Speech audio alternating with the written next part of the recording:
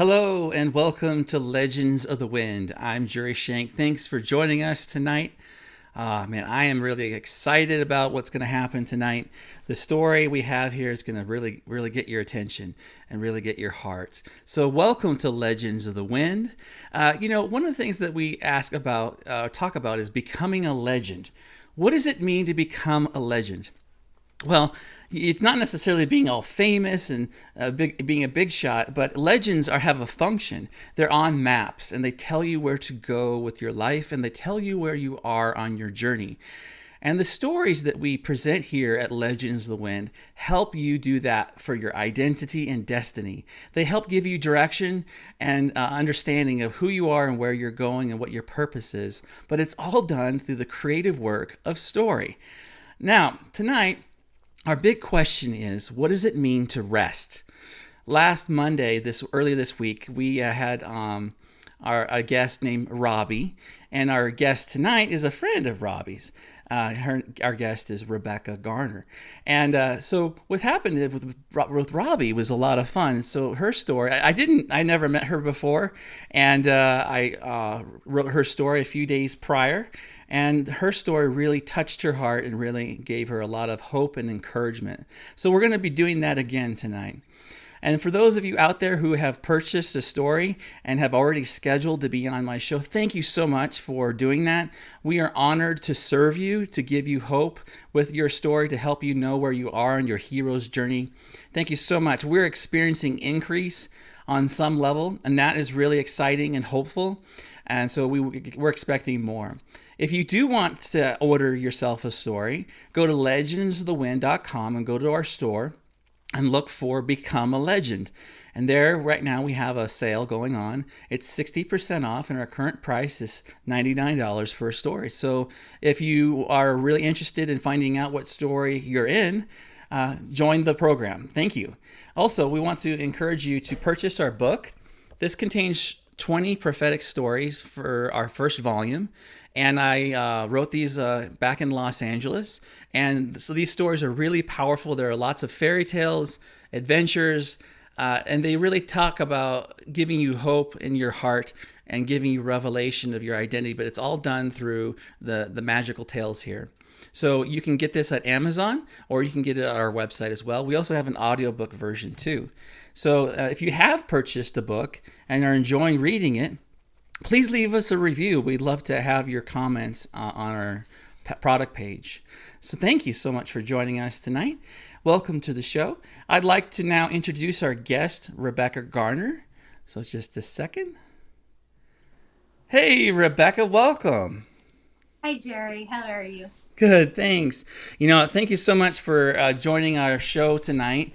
I'm wanting to know if you can introduce yourself to the audience and tell us about who you are a little bit. Yeah.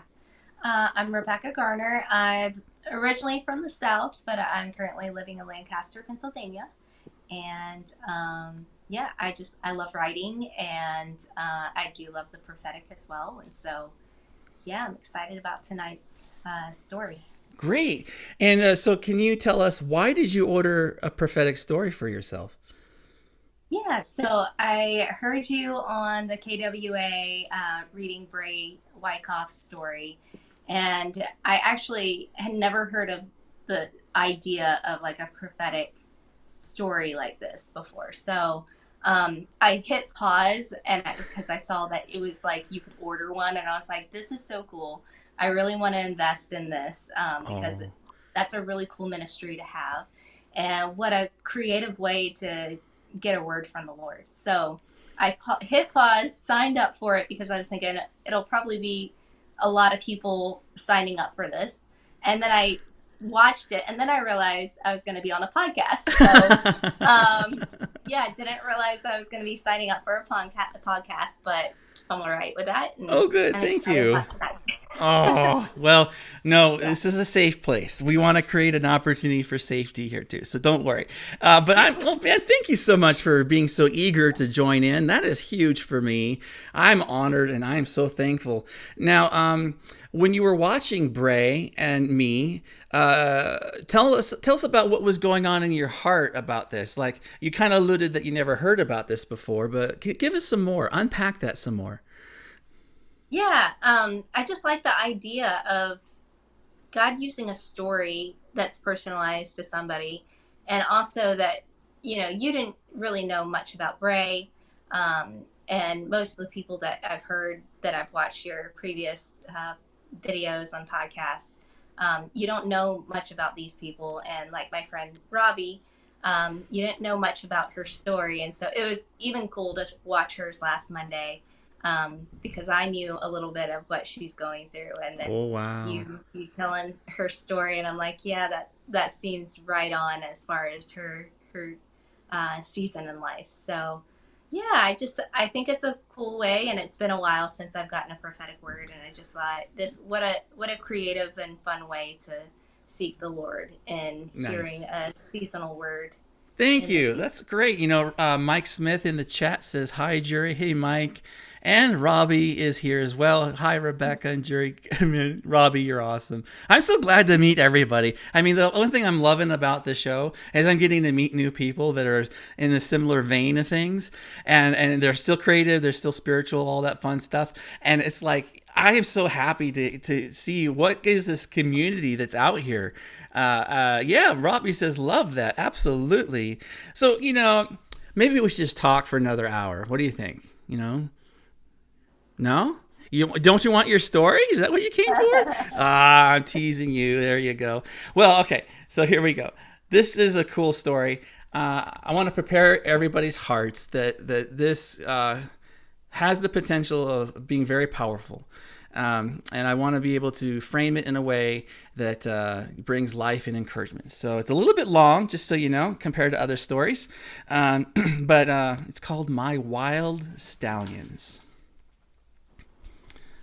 My Wild Stallions. The broken down stable was too much for Rebecca to repair. All of her horses had escaped and were running out into the prairie, too far off to see. This injury to her ranch and its operation made Rebecca angry to the bones.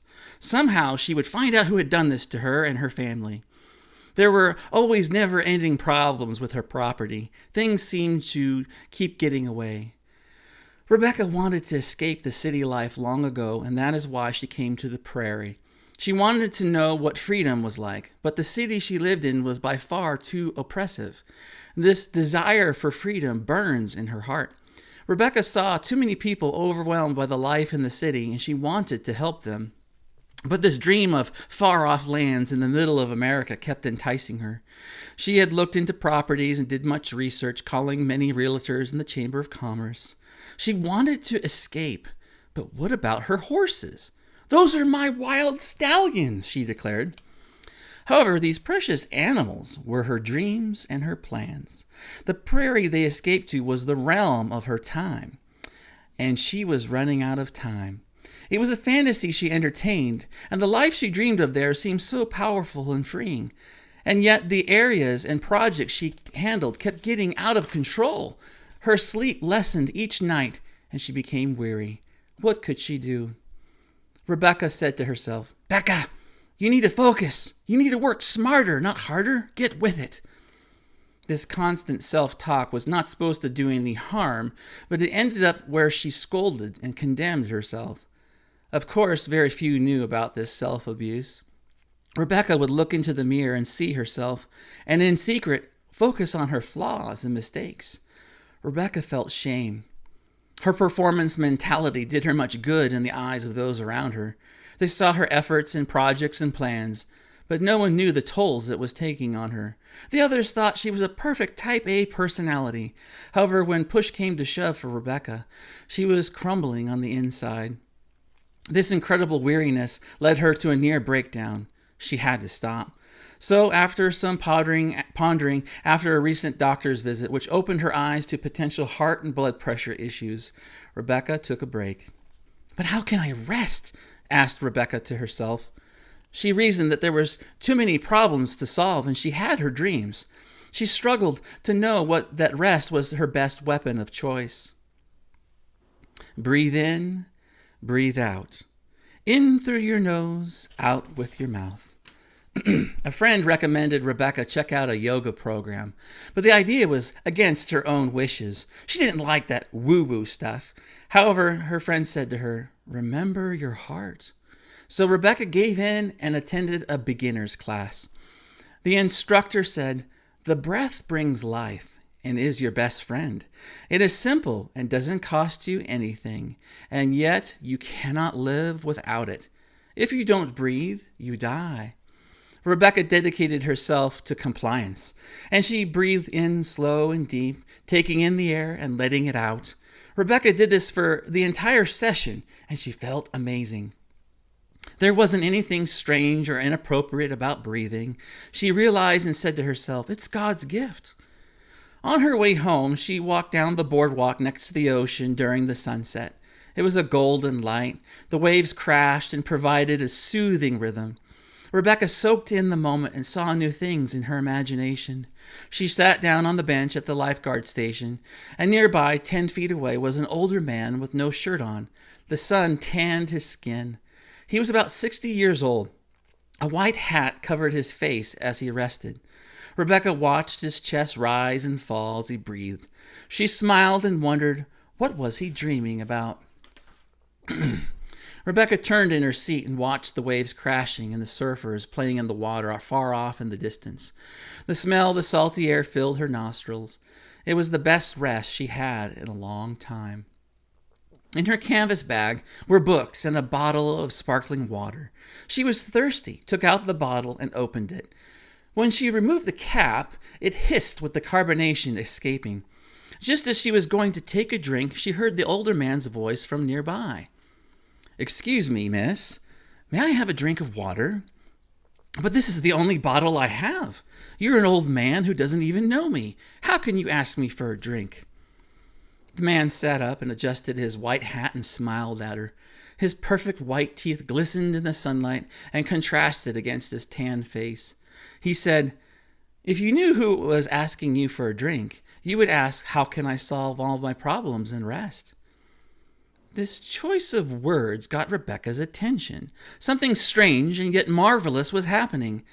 Rebecca asked, "Please tell me how to solve my problems and rest."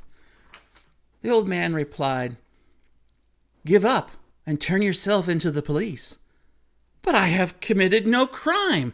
What do you mean, go to the police?" The old man scooted closer and was gentle and kind. He said, "I see you every day walking on this boardwalk. You go home after getting your afternoon snack and drink. Yet you walk too fast and with too much intensity. Haven't you robbed yourself of a better life?" This statement or observation almost offended Rebecca. She snorted in disgust and said, "Are you stalking me?" "No, I just live here on the beach. I watch over the people." Rebecca processed the words. "Haven't you robbed yourself of a better life?" This question pierced her heart, and she felt bad for being offended. She had continued, "Sorry for getting upset. How do I have a better life? If I have robbed myself, then I am in trouble." The old man said, "Pace yourself. Breathe in and breathe out. Take time to enjoy the sun's rays. You are being responsible if you come to play." Play. There was that dreaded word. Rebecca struggled with that word. It was the most painful suggestion others gave her all her life. Play. However, something broke inside Rebecca's soul for the first time.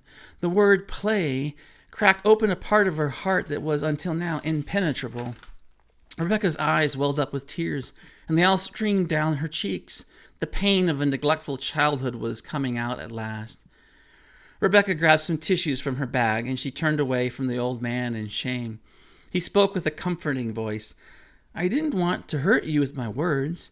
I want to bring you life." Rebecca sobbed, and she got a grip on her breathing. While the painful memories of her upbringing flooded her mind, she tried to focus on breathing.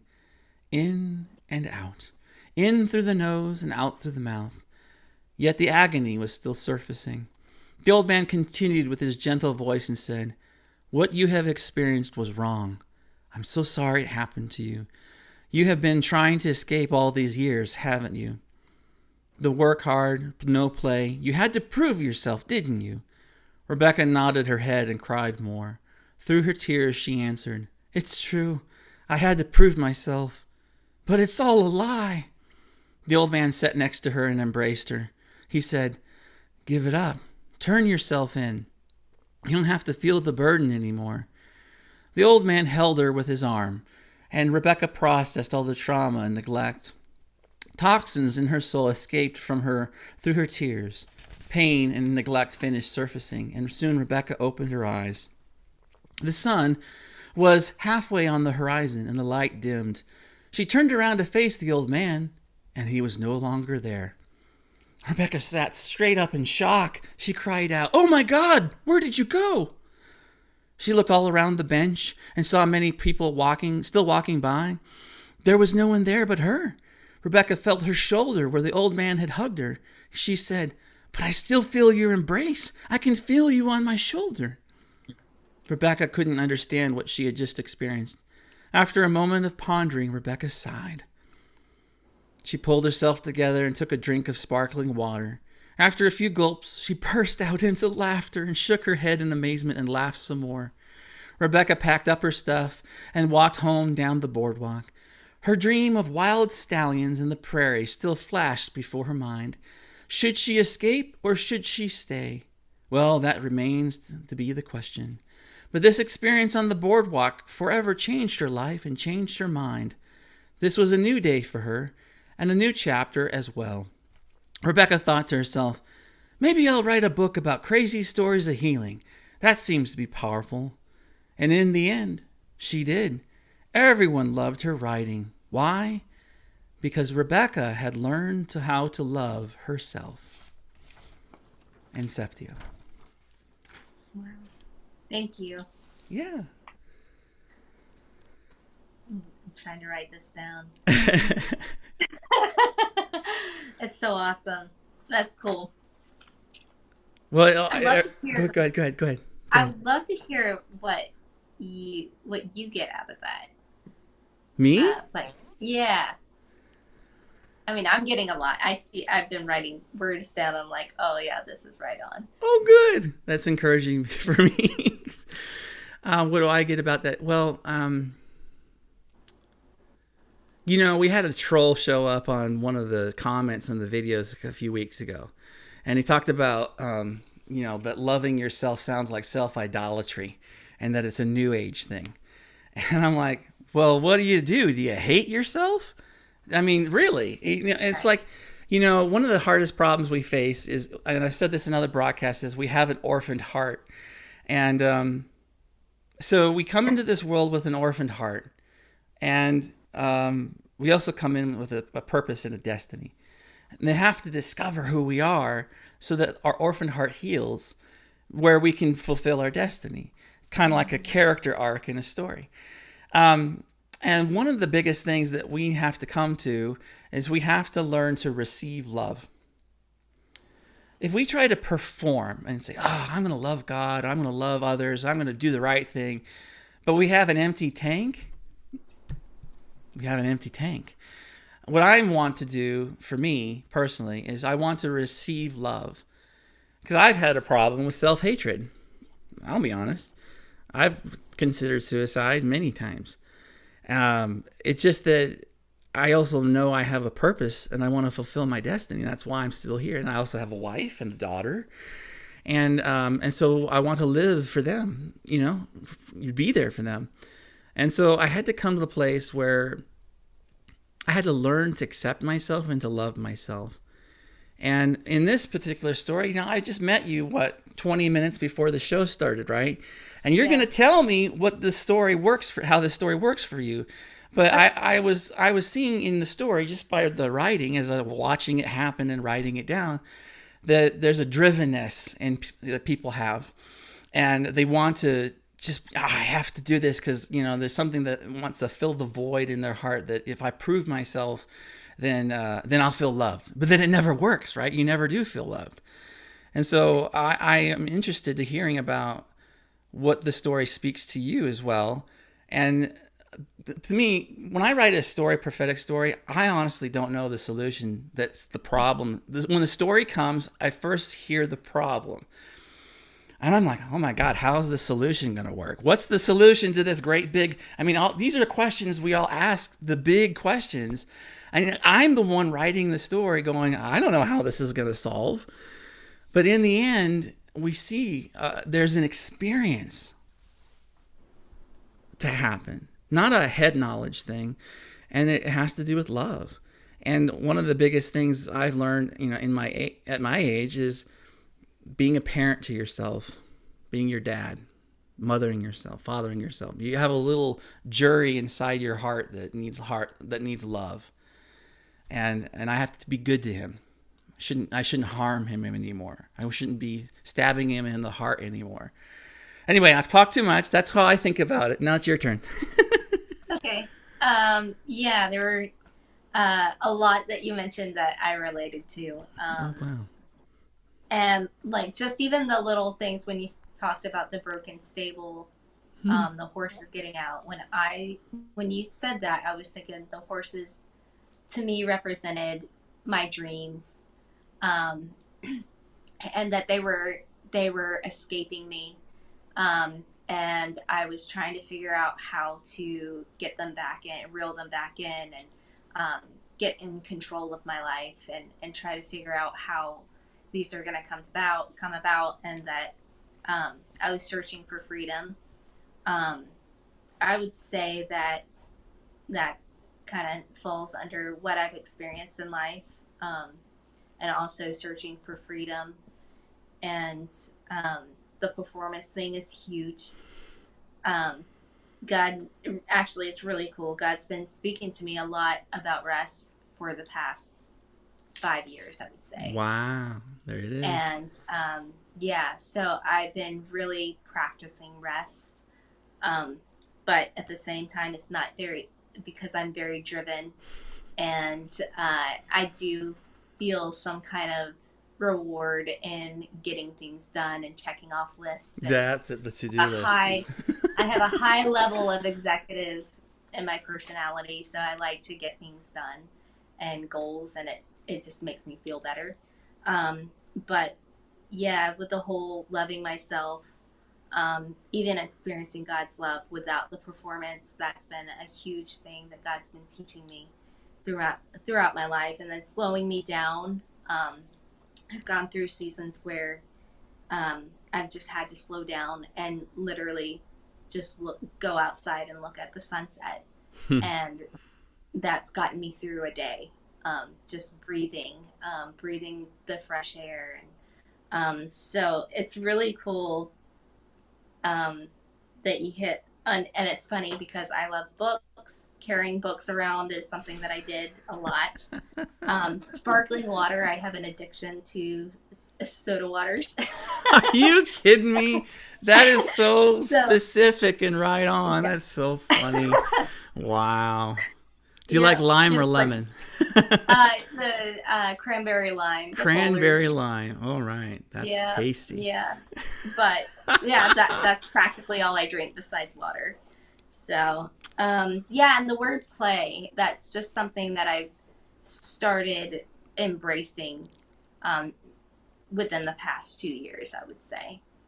And so that is something that I'm still trying to practice, and like, okay, you don't have to get everything done or focus on all of this hard work, and like I need to make time for play and rest. And so that's one reason the major transition that I made the past year was because I didn't have a consistent routine of play or rest. And so so now I have nights and weekends, and I'm able to at least have a weekend to rest and play. Okay. Wow. That I'm encouraged too. Yeah. Wow. So what do you like to do for play? Um, Different things, but I do love the city. So, but I went through a season where I did like being out in nature. I loved nature. So, even with the story of me Mm-hmm. escaping and trying to get out in nature, I think that was something because I do love being outdoors. I like hiking. I like all kinds of things. Playing my ukulele, writing, um, creative writing, just discovering new places in the city. Um, yeah, just resting in my hammock, reading books, things like that. So, hanging out with friends. I just got a kayak. Oh, So, wow. yeah, stuff like that. Wow. That's to me what play is, just doing things that don't include any kind of performance or work or anything. It's just resting and creating. Wow. Okay, that fills in the picture here. And it's like this story will like be a coloring book, and then when the guest gives their comments, the colors show up. That's amazing. Well, I want to also tell the chat. Some people have commented. Lisa says, "Howdy." Robbie's laughing and says, "So good. Thank you, Jurri, for your transparency." Wow. Mike says, "That's amazing." I just want to welcome more comments and questions from the chat. If you feel like you have something to say or any idea or a question, please don't hesitate to chime in. I will try to include you. Um, wow. So, um, Robbie says, "That's so awesome, Rebecca." Do you think you're too hard on yourself when you're out of sorts? Um, I can get through. I've gone through that, Mm-hmm. especially in my younger years. I'm a little more understanding now. So I've practiced a lot of like I don't try to talk down to myself, but yeah, that's something that um, kind of when you grow up in that culture, and yeah, I have high expectations of myself. So Mm, um, yeah. High so I expectations. Yeah. yeah yeah that word was. Yeah, and even the giving up, I had actually a prophetic dream years ago. Very similar when you say give up to the authorities. And in the dream, actually, I was running from the police in the hospital, and this was like when I was really young, and I was like, I don't understand why I was running from the police, like even in my dream, because it kind of concerned me because I was like, I don't do bad things.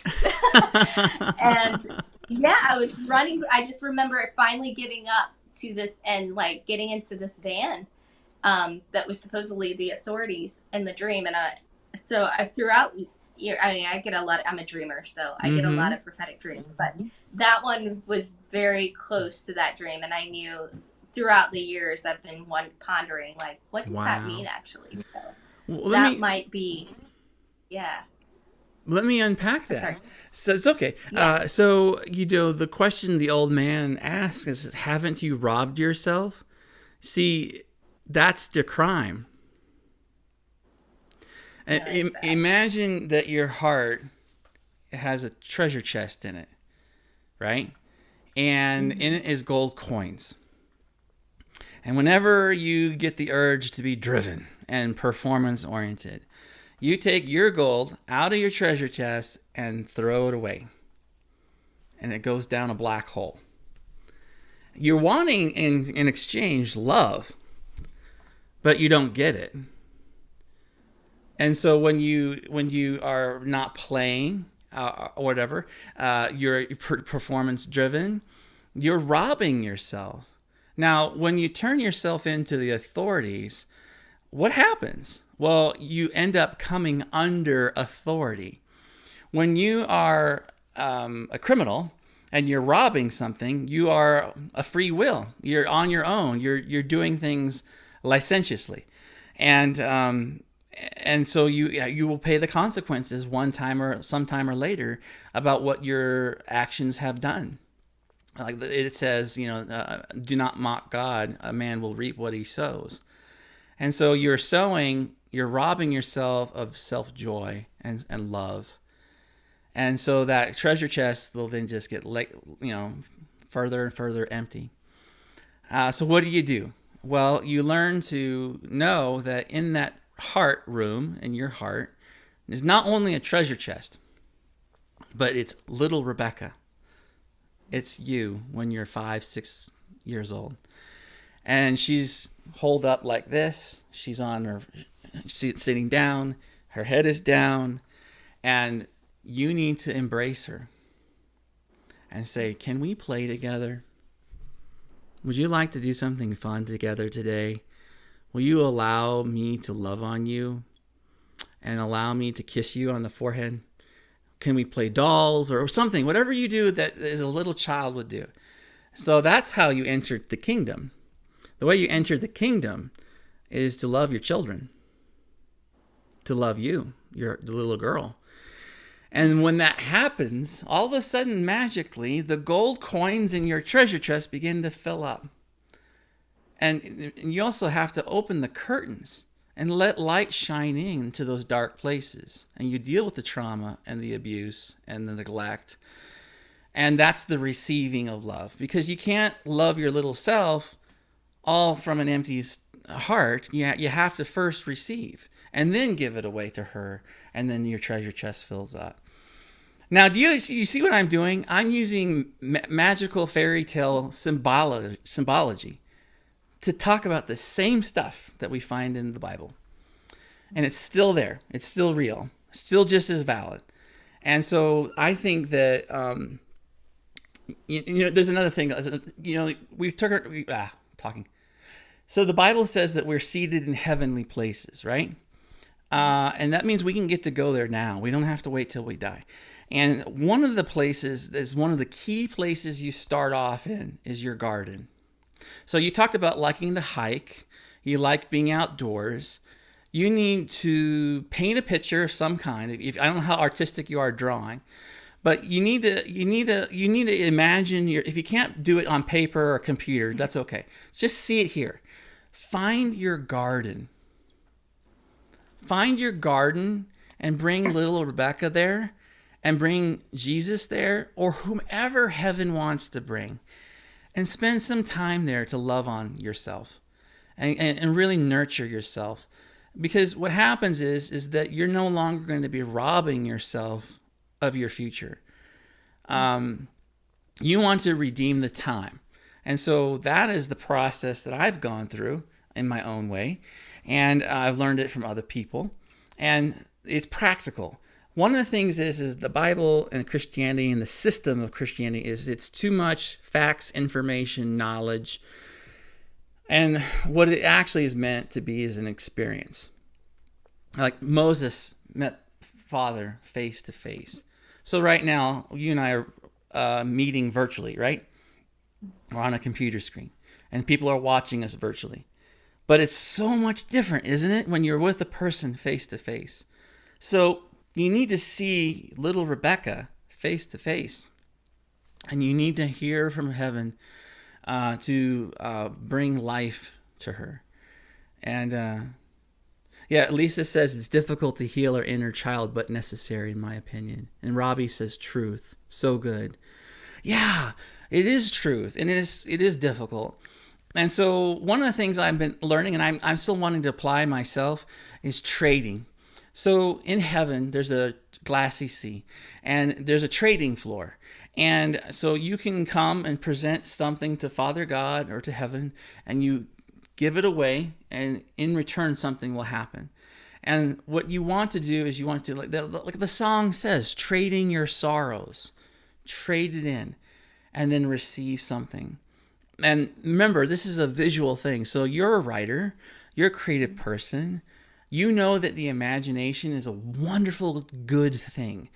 So use that imagination and let the sanctified, redemptive imagination, according to theology books, let that come alive. And then let there be an interaction that goes on. And that will bring the healing you need and the time you need. Now, I want to ask you about the story some more. One What do you think about the old man that was tanned by the sun? What do you think about that interchange?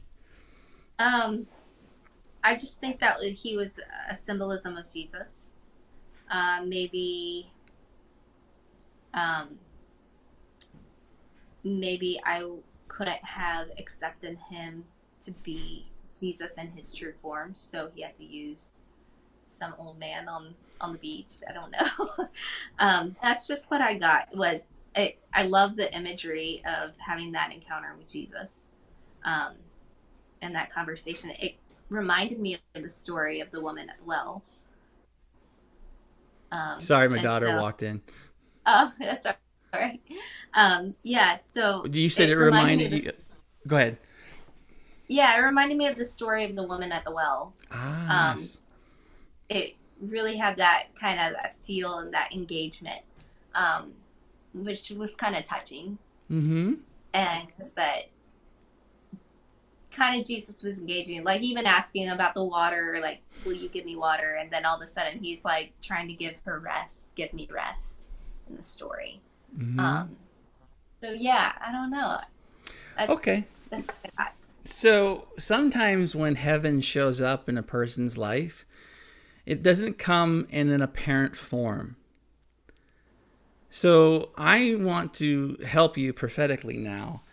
You should Okay. be aware in the near future of things that are going to come your way that don't give an obvious fingerprint of heaven on them.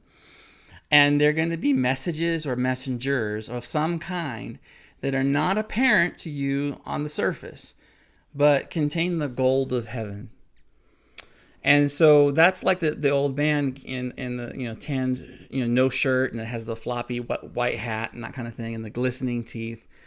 He's a bum. He's a beach bum, right? Well, isn't that funny? Is that sometimes homeless people can come up to you. Now, if a homeless person comes up to you and they smell and they're from heaven, and in their hands is gold for you to take and receive, will we get so offended by the smell and the appearance of what's being presented to us that we would reject the gold from heaven? You know what I mean? So I want you to be aware of that. So it doesn't mean that you have to read into every little thing that shows up across your path. But there needs to be a moment where there's a recognition where Holy Spirit goes, aha, right here. Listen to this moment. Listen to this moment, whoever, a person or a circumstance, because it's going to be the unlocking of your heart. That's what's going to happen. Because when the old man talked about play, and there was that word, play. Well, there's more for you besides just that word play, for you to have your heart unlocked. And I want to see that unfold for you. And so you need to be aware of heaven's pursuit of you. And that will be a journey. It's going to take some time in that journey where that unlocking happens, and you're going to find out that you may change your job again into a whole nother career that is much more satisfying and life-giving. You may be introduced to people who you never met before that allow you to have that new career and that new freedom. And you may travel. I don't know. I'm hearing things. And so do not be afraid of change, and don't be rooted in rhythm and routine. Part of play is not having a routine. And that way you will become a freer person. Because here's the thing. When you become that person who's freer, everything changes in your life. You're going to be happier. You're going to be healthier in your mental health and your physical health. And then it unlocks your purpose. You know, my wife Alisha and I have been taking a class from Lance Wallnau's Level 10 Living, and talks about coming into convergence. And so when you end up getting the healing and the delays, the process is what it is, then you end up becoming your true self, your full self, and it's your whole destiny unfolds. And so then there's that moment where you are reaching into this time, and then favor and opportunity come. and then you end up in your full level 10 living. That's what he teaches. And so that is what's coming to you. I mean, yeah. Robbie says, Rebecca, it's coming. Yeah. So you are on the journey to fullness, and that doesn't just mean finances or career. It means that the snares in your soul are removed, and you have nothing in common with the enemy. And that's the thing. When those snares are in your soul, the enemy has a legal right to mess with you. And so as you get more mature, more healing, and you take things in the direction of your desire, those things can be removed easier. And that's the last thing I want to say about this whole spiel is, Rebecca, you have desire. Your desire is not evil. Your heart is good. Your heart is not wicked and deceitful. Don't forget the story of Pinocchio. He went from a wooden toy, a puppet, to becoming a real living boy. And that is where your journey is. And that's who you are. Your heart is good. And you need to accept that heart. It's like little Rebecca. And so that is something about desires. There's desires in your heart that are from heaven. And you shouldn't sit on them. You should pursue them. You shouldn't go, well, when I hear for more confirmation or more whatever, then I'll go for it. No. You need to do it now. Because God can't move a parked car. I'm doing all these cliches all of a sudden. But the thing is that heaven moves when you move. When it's like in the start of the Bible, it talks about Jonathan and his armor bearer. He is in a war, and the Philistines are up on a hill. And it's like, well, should we wait and pray and ask for a prophetic word and get confirmation from Samuel? Should we go up and kick their butt because I want to? Well, sometimes there are desires in our heart that we don't have to get permission from heaven to do it. What we need to do is that we already have permission from heaven. We already have been granted permission to do those things. And then when we do those things and then let it unfold, then the things begin to work. Now, obviously, there's time and money and travel and all that other difficulty. But the thing is, you can't let the system of the church crush your desire. The religious system wants to crush you and your heart. They want to say, you can't do this. Who do you think you are? What makes you that special? Are you kidding me? Like, that's the accusations that we hear from certain people in the system. And the enemy doesn't want you to live from desire, but God does. And he gave you those desires. So whatever those dreams that you carry, remind yourself that you have been granted permission today, and that you can go forward in them. And I'm kind of repeating now, but that's this sort of stuff burns in my heart. I tell a lot of people this lesson I've learned. Do you have any other comment or question for me? I know that I'm kind of talking here. Yeah. No, I love it. Thank you. Um, yeah, it was about a little over a year ago that I finally started pursuing the desires of my heart. And that was a huge thing because when I was in my early 20s, I thought the spiritual thing was to give up the desires of my heart. And I fully embraced more religion than the purpose and calling over my life. Mm-hmm. So I would stifle the things that gave me joy and pursue the more spiritual things. And that was a journey of the whole performance and earning love. And I thought that I could only earn God's love pretty much through the performance side of spiritual things. Right, exactly. And so many of us fall into that trap, don't we? Yeah.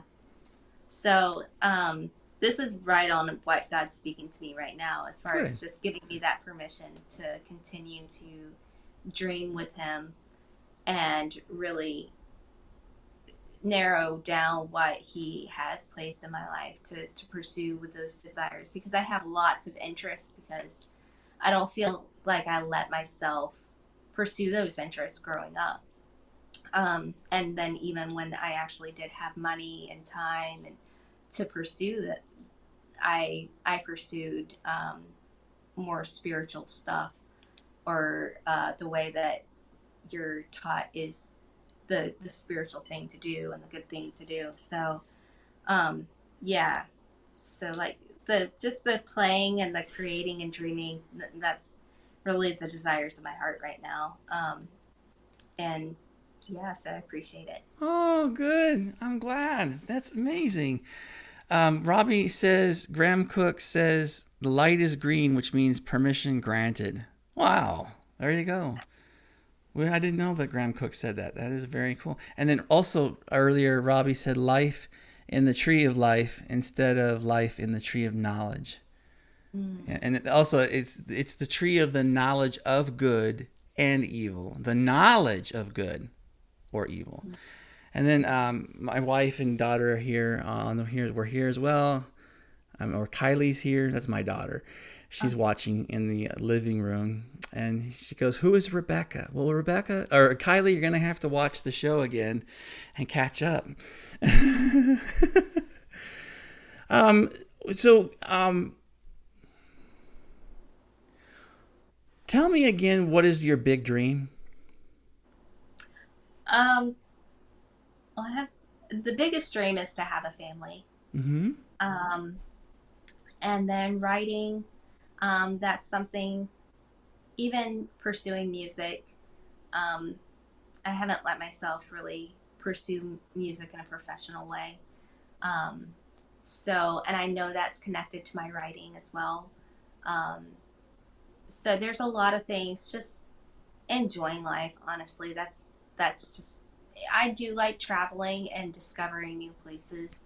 Um, but I was traveling a lot in the past 4 years, so I kind of just wanted something, I wanted something kind of, a place where I could just rest and kind of do the writing stuff. Mm-hmm. The writing is a huge thing God's been speaking to me about Wow. pursuing. Very nice. Well, thank you for sharing your dream. Sometimes people feel ashamed or afraid to share their dream, and so thank you for your vulnerability and honesty here. It's a beautiful thing. Thank you. And I want you to just go for it. Go for it. It's like heaven saying, they're finally starting to get it. They're catching up on what it's really all about. Um, and then don't forget the prophetic stuff about experiences. That there's heavenly places. There's many places to go, and there's many people or beings to meet, and it's all amazing. And it doesn't mean that we're worshiping angels or doing weird new age stuff. It is all about participating in the activity of heaven and relationship with the family of heaven. And though the cloud of witnesses, like Rebecca, rhetorical question: who's dead in heaven? Nobody.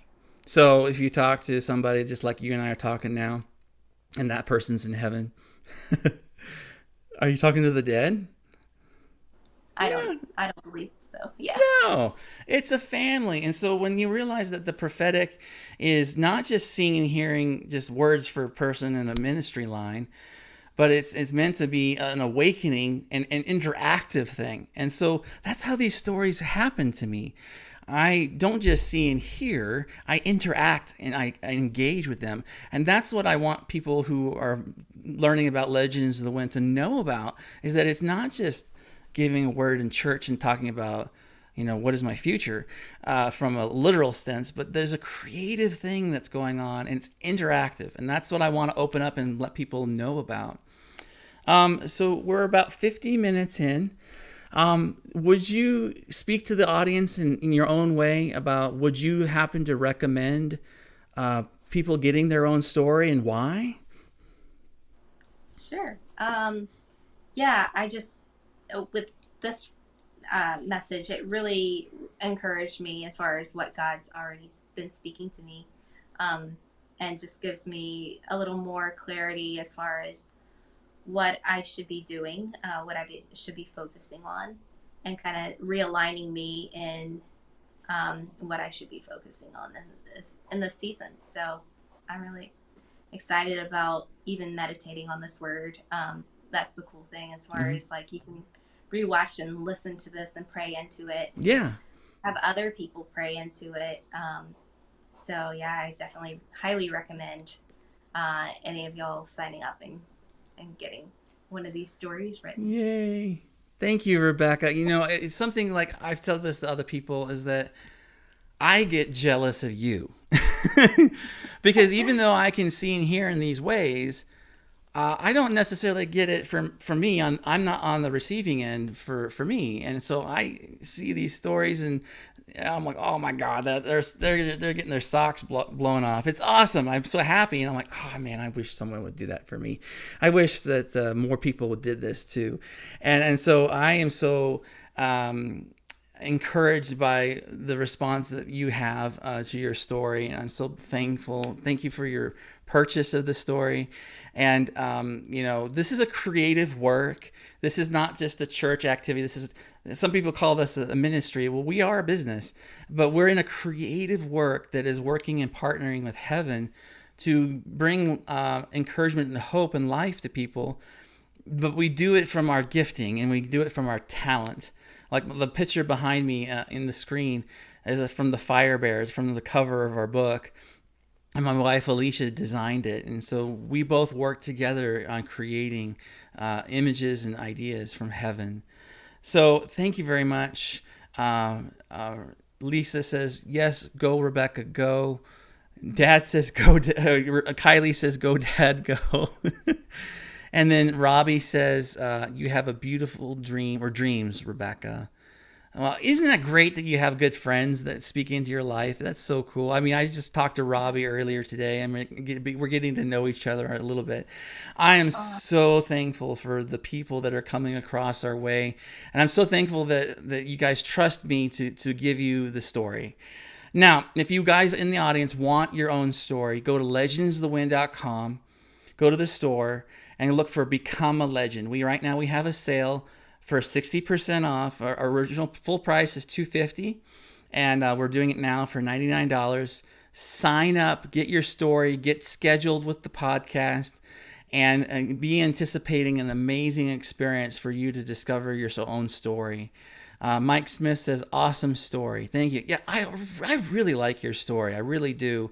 I think there's a like almost like I can see it cinema, like in a movie or in music and things like that. I can see the painterly of it all.